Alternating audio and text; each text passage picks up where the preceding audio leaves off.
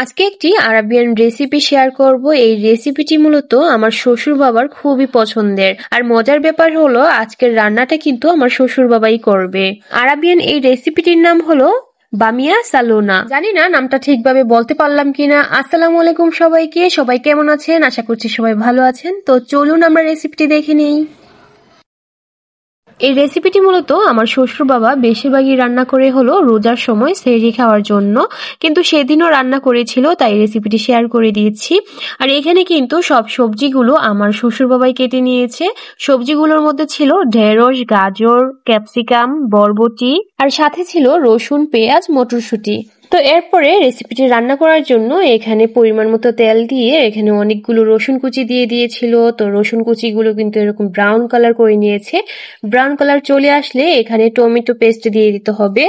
আর এই রান্নাটিতে কিন্তু এই টমেটো পেস্টটা দিতেই হবে, আদারওয়াইজ রান্নাটা খুব ভালো হবে না। এই রান্নাটার মূল বিষয়ই হলো এই টমেটো পেস্ট। আর এই টমেটো পেস্টটা কিন্তু যে কোনো সুপার শপে পেয়ে যাবেন।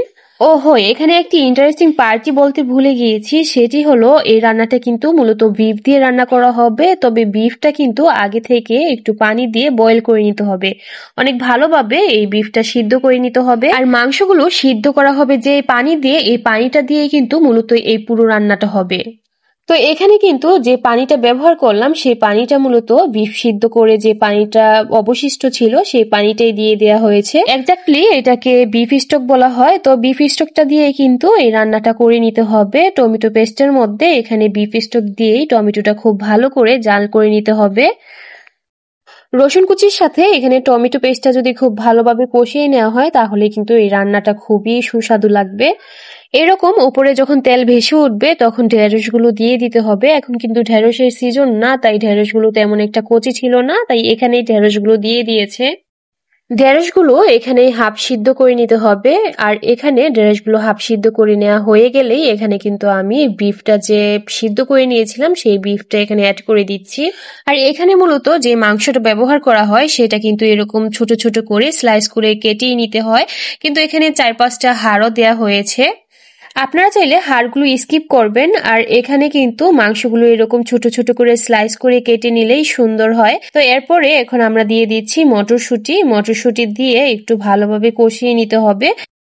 এরপর এখানে পেঁয়াজ দিয়ে দিয়েছি। পেঁয়াজগুলো কিন্তু একটা পেঁয়াজকে 4 খণ্ড করে নিয়েছি, একটু বড় সাইজ করে দিয়ে দিয়েছি। তো এখানে একটু প্রয়োজন পড়লে বিফ স্টক দিয়ে এটা খুব ভালোভাবে কষিয়ে নিতে হবে। আর হ্যাঁ, ঢেঁড়সগুলো কিন্তু ঠিক এইভাবে কেটে নিতে হবে, কেননা ঢেঁড়সে যদি মাঝ বরাবর কেটে নেওয়া হয় তাহলে কিন্তু এটা দেখতে একটু কেমন যেন হয়ে যাবে, খেতে ভালো লাগবে না। ঢেঁড়স ভেঙে গেলে কিন্তু খেতে অ্যাকচুয়ালি ভালো লাগে না। এরপর কেটে নেওয়া বাকি সবজি, বরবটি, গাজর, তারপর ক্যাপসিকাম সবকিছুই কিন্তু অ্যাড করে দিয়েছি। আপনারা কি ভাবছেন এটাতে কোনো মশলা দিলাম না, কিছু দিলাম না, এই খাবারটা আসলে খেতে কেমন লাগবে, তাই না? এই খাবারটা কিন্তু খেতে ভীষণ মজা লাগে। আরো ভাবছেন তাই না লবণও দিচ্ছি না, তাহলে এই খাবারটা কেমন লাগবে? এই তো লবণ কিন্তু এখনই দিয়ে দিলাম, দেখে নিন। সব খাবারই মশলা ছাড়া রান্না করা গেলেও লবণ ছাড়া কিন্তু কোনো খাবারই রান্না করা যায় না, তাই লবণটা কিন্তু মনে করে দিয়ে দিবেন।